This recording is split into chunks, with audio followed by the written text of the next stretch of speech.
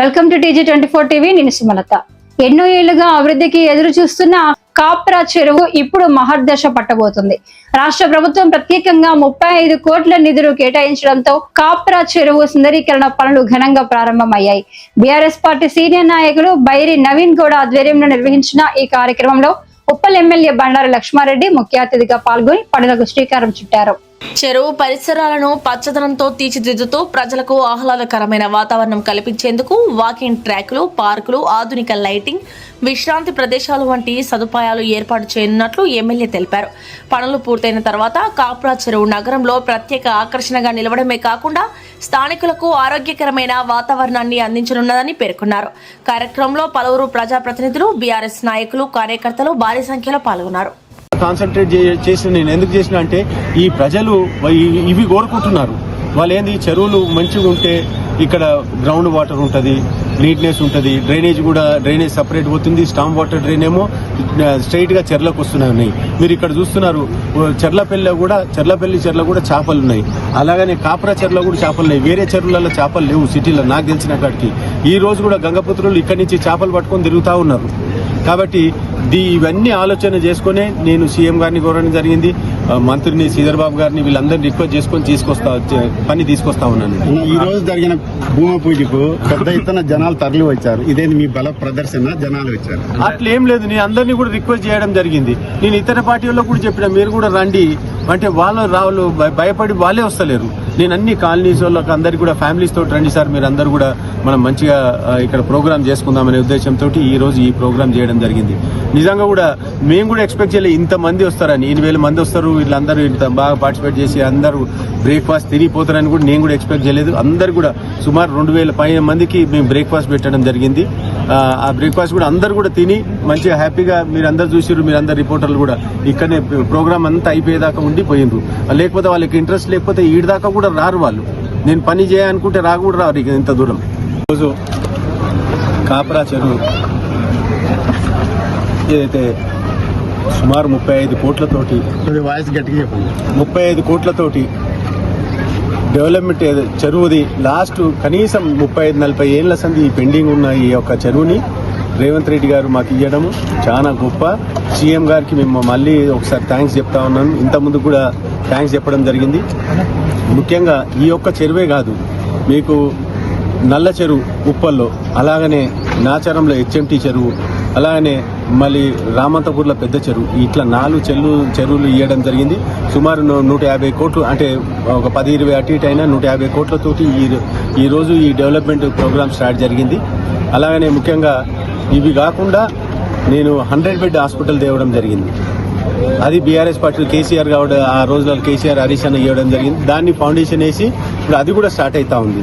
అలానే పోతే రోడ్లు, డ్రైన్లు, అలానే మెయిన్ బీటీ రోడ్స్ ఇట్లాంటివన్నీ సుమారు దగ్గర 500 కోట్ల పైన 2.5 yearsలో వర్కులు తేవడం జరిగింది.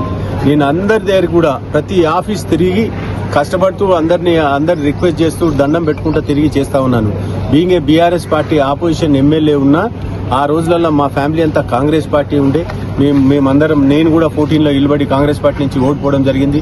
అంతకుముందు మన మున్సిపల్ చైర్మన్ ఉండే ఇక్కడ కాప్రాకి, అలాగనే ఎమ్మెల్యే ఉండే, మళ్ళీ పోతే టీటీడీ బోర్డు మెంబర్ కూడా ఉండే. ఇవన్నీ కూడా ఈ రోజు మాకు ఉపయోగపడుతుంది. మేము ఆపోజిషన్ ఎమ్మెల్యే ఉన్నా కూడా, కానీ సీఎం గారు ఆపోజిషన్ ఎమ్మెల్యే ఉన్నా కూడా మాకు హెల్ప్ చేస్తుందంటే చాలా మామూలు మాట కాదు.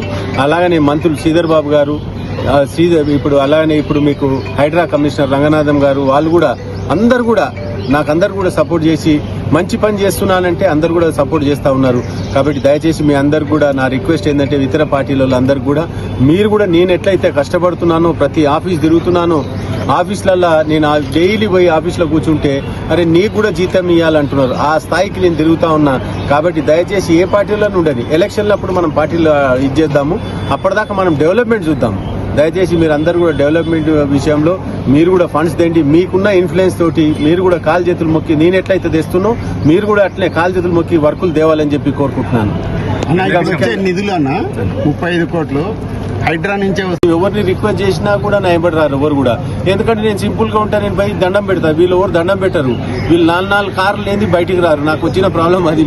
మేము అందరూ వాళ్ళని అంటున్నాను, నేను ఒక్కనే తిరుగుతాను, మీరు అందరు చూస్తున్నారు. నేను కొద్దిమంది నాకు మా దగ్గర కూడా అందరు లీడర్లు అడుగుతూ ఉంటారు, అరే గన్మెన్లు ఎందుకు పెట్టుకురా నువ్వు అని చెప్పి. అంటే అవసరం ఏముంది, అందరు సపోర్ట్ ఉన్నాక గన్మెన్లు అవసరం లేదు, ఏం అవసరం లేదని దాంట్లో కూడా అందరికి చెప్తా ఉన్నాను నేను. ఇంకా కొన్ని సార్లు అయితే ఏం చెప్తున్నా అంటే, మీ అడ్డ మీద కూలీలు ఎట్లుంటారో నేను అట్లున్నా. ఎవరు పిలిస్తే వాళ్ళ మోటార్ సైకిల్ ఉంటే మోటార్ సైకిల్, కారు ఉంటే కారు, వాళ్ళ ఆటోలు వస్తే వాళ్ళ ఆటోల్లో కూడా పోతాయి. ఎందుకంటే వాళ్ళ కష్టం ఉంది కాబట్టి వాళ్ళ దగ్గరికి పోతా నేను. అట్లా ఏది ఉన్నా కూడా అందరికి అందుబాటులో ఉంటున్నాను. అందరు కూడా ఈ 2.5 years లో నేను ఏదైతే ప్రామిసులు చేసినో మాక్సిమం తీసుకొచ్చినాను ఈ 2.5 years లో. ఇంకా ఏదైనా బ్యాలెన్స్ ఉంటే ఈ 3-4 నెలలు అది కూడా క్లియర్ చేస్తా అని చెప్పి కోరుకుంటున్నాను. అదే రకంగా నేను సీఎం గారిని రిక్వెస్ట్ చేస్తాను, నేను అందరినీ పోయి రిక్వెస్ట్ చేస్తా. వీళ్ళందరూ కూడా ఎవరు రిక్వెస్ట్ చేయరు, వాళ్ళే మన దగ్గరకు వచ్చి పని చేయమంటే ఎవరు చేస్తారు, ఎందుకు చేస్తారు చెప్పండి? మనం పోతేనే కదా, ఆఫీసులో తిరిగితే కదా మనం పోయి దండం పెడితే చేస్తారు. ఇప్పుడు మన కాకలైతే అమ్మ అడిగిందా కూడా అన్నం పెట్టదు. అదే రకంగా ఈ ఆఫీసర్లు కానీ లీడర్లు కానీ అట్లనే వాళ్ళు కూడా అట్లే ఉన్నారు. ఎందుకంటే మనం అడిగితేనే వాళ్ళు చేస్తారు. ఈ యొక్క ఏ పార్టీ లీడర్స్ కూడా పోయి అడగడం లేదు. దయచేసి మీరు అందరూ అడగాలని చెప్పి కోరుకుంటున్నాను. అదే అడగకుండా మీరు ఇండ్ల కాడ ఏదైనా ఉసుక పడితే అదే అడుగుతారు, ఏదైనా కంకర పడితే పోయి ఇండ్ల కాడ పైసలు వసూలు చేయడం, ఇండస్ట్రీలలో పైసలు వసూలు చేయడము. సీఎం రిలీఫ్ ఫండ్ ఇస్తే కూడా చెక్ ఇస్తే 10,000 ఇవ్వండి, చెక్ ఇవ్వడం లేదు. ఈ రోజు ఎంత అన్యాయం అంటే, ఎంత కష్టాల నుండి సీఎం రిలీఫ్ ఫండ్ వస్తుంది, వాళ్ళ దగ్గర కూడా 10,000 తీసుకుంటారు. దయచేసి ఇట్లాంటి పార్టీల మీరు అందరూ పార్టీల ఖరాబ్ చేయకండి, వాళ్ళ పేర్లు, వాళ్ళ లీడర్ల పేర్లు కూడా ఖరాబ్ చేయకండి. వారు ఏదైనా ఉంటే డైరెక్ట్ నన్నానండి, కానీ మీ సొంతంగా మీరు మీ లీడర్ల ఖరాబ్ చేసుకోకండి అని చెప్పి కోరుకుంటున్నాను. హైడ్రా కమిషనర్ రంగనాథ్ సార్ తననే చేస్తున్నాడు ఇవన్నీ కూడా. ఈ 4 చెరువులు కూడా అన్నే చేస్తున్నాడు. ఇంకా 2 చెరువులు ఇక్కడ బాకీ ఉన్నాయి మాకు. ఒకటి రామంతపూర్, ఒకటి చిన్న చెరువు, పటేల్ కుంట చెరువు అని నాచరంలో ఉంది. ఆ 2 కూడా నేను రిక్వెస్ట్ చేస్తా ఉన్నాను, అవి కూడా క్లియర్ చేస్తా అని చెప్పడం జరిగింది. ఎన్ని రోజుల్లో పూర్తి అవుతుంది? నేను సుమారు 1 year లోపల కంప్లీట్ అవుతుంది ఇంకా. ఎందుకంటే ఆయన చాలా స్పీడ్ గా ఉన్నాడు, తొందరగా కంప్లీట్ చేద్దామనే దాంట్లో ఉన్నారు వాళ్ళందరూ కూడా. అంటే గవర్నమెంట్ కూడా తొందరగా లేక్స్ అన్ని కూడా టేకప్ చేసి చేద్దామనే దాంట్లో ఉన్నాయి. ఆ లేక్స్ నే ఈ రోజు ఈ 4 చెరువులు రావడం జరిగింది. అది అందరు కూడా గమనించాలి. ఏంటి అంటే, ఎక్కడ కూడా ఇన్ని 4 చెరువులు ఇచ్చిన కాన్స్టిట్యున్సీ లేదు మన సిటీ చుట్టుపక్కల అంతటా కూడా. ఈ ఒక్క కాన్స్టిట్యున్సీకే 4 చెరువులు ఇవ్వడం జరిగింది. హాయ్ అండి, నేను మీ Satyasri. Please do subscribe TG24 TV.